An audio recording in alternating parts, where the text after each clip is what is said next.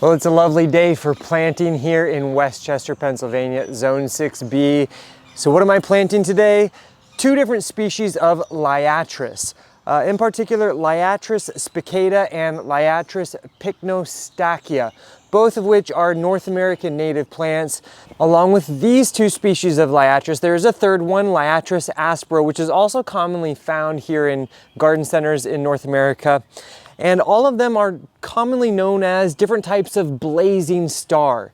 They are members of the Asteraceae family, actually, but they produce these beautiful flower spikes, these vertical purple flower spikes, sometimes white, sometimes pink, filled with tons of little beautiful aster-shaped blooms all up and down those spikes. These plants are perfect additions to native plant gardens, pollinator gardens, or just generally low maintenance gardens. Because once you get them planted and taken care of that first, couple of months, they really do take care of themselves. Now they're super winter hardy, hardies from zones 3 to 9, so it's a big range, and they're full sun loving plants.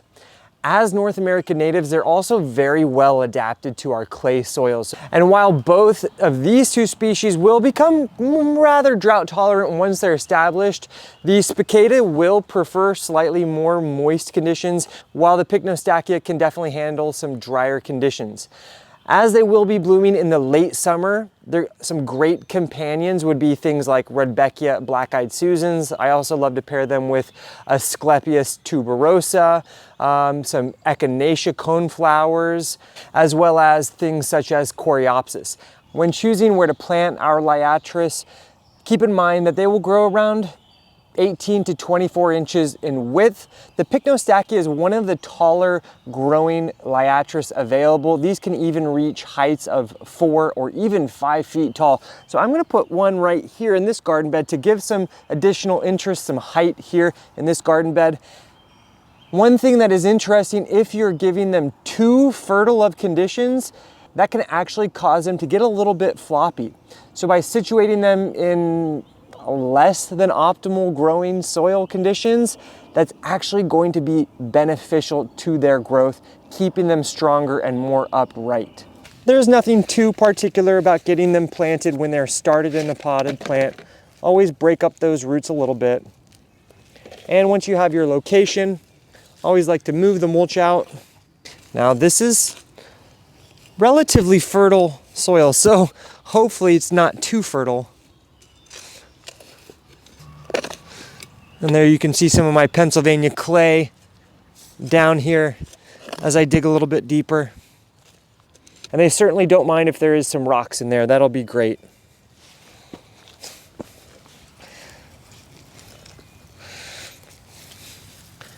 And we'll just get planted up just like this.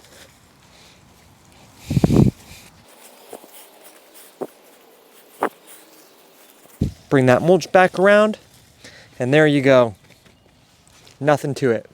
And then when it comes to the corms, we'll want to determine the top and the bottom. So the rounded side is going to be the bottom, and the top is going to be this more lumpy side. You can see these little things right here. These are the eyes. So these are where the growth points will actually come out. So that wants to be up. And when I'm planting the corms, I like to space them about 12 inches apart. So you can go ahead and, once you have a location, sort of map it out. And it is okay if they do get a little bit clustered. That'll make a nice, dense look in the garden. Move the mulch away. And then about 3 to 4 inches deep is great. Just like that.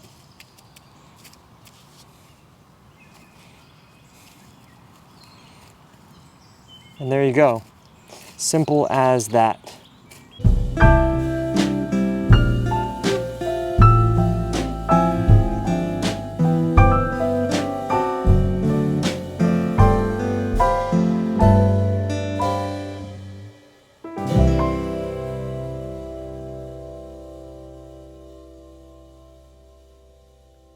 And so we're here in the middle of springtime. So once I start to see some sprouting from our corms, we'll revisit, take a look, and that way you'll be able to estimate how long you can expect to wait before you start seeing some growth from your corms. As well as that potted plant, once I start to see hopefully some flowers, we'll also take another look.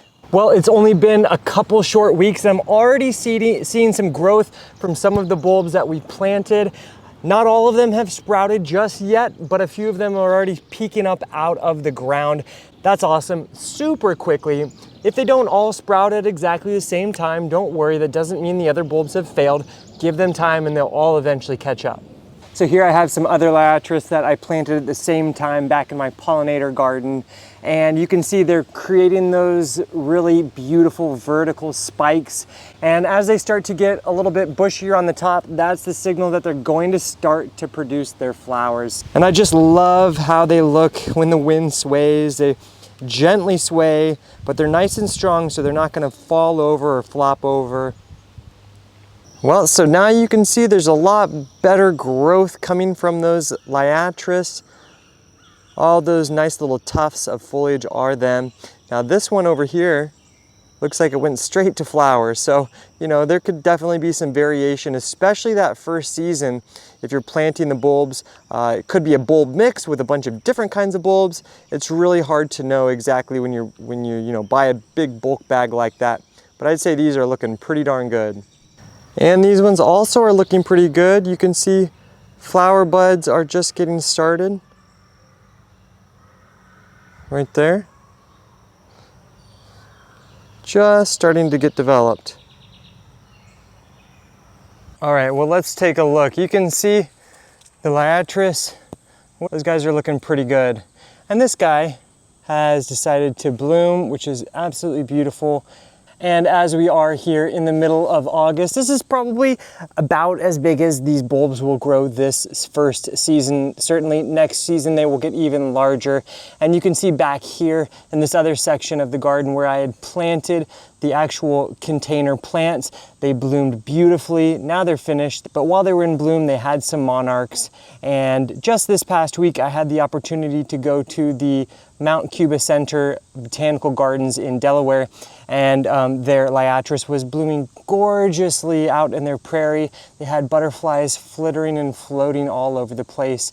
Definitely one of my favorite reasons to grow the Liatris. They're just a really striking plant.